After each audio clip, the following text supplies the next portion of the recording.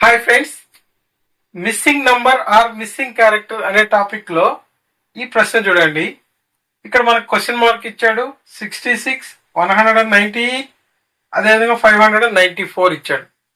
ఇక్కడ ఉన్నటువంటి ఈ 3 నంబర్స్ ని బేస్ చేసుకొని వీటి మధ్య ఏ రిలేషన్ ఉందో చూసి ఇక్కడ క్వశ్చన్ మార్క్ దగ్గర ఎంత ఏ నంబర్ వస్తుంది అనేది మనం ఇక్కడ కనుక్కోవాలి. అయితే ఇక్కడ మనకు చూడండి, మనకు చిన్న నంబర్ గా 66 కనిపిస్తుంది. దాని తర్వాత కొద్దిగా పెద్దది, దాని తర్వాత కొద్దిగా పెద్దది. సో ఈ వేలో మనం చూడండి, వన్స్ ప్లేస్ లో 6 ఉంది ఇక్కడ. సో ఇక్కడ 8 ఉంది. 6 తో ఏ నంబర్ ని మల్టిప్లై చేస్తే వన్స్ ప్లేస్ లో 8 వస్తుందో జాగ్రత్తగా చూడాలి. సో 6 1 జా 6, 6 2 జా 12, 6 3 జా 18. సో మనం 66 ని కానీ 3 తో మల్టిప్లై చేయగలిగితే 3 6 జా 18, 1 ఉంటుంది. 3 6 జా 18 ప్లస్ 1 19.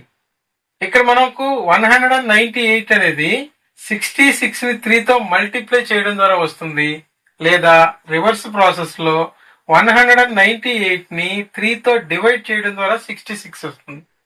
అయితే ఇక్కడ ఈ రెండింటికి కూడా సేమ్ రిలేషన్ ఉందా అని చూడాలి.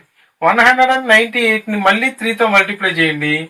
8 3 జా 24, 2 ఉంటుంది.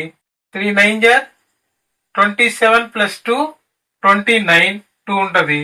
3 1 జా 3 ప్లస్ 2 5, 594 వచ్చింది.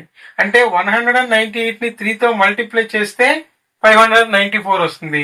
594 ని 3 తో డివైడ్ చేస్తే 198 వస్తుంది.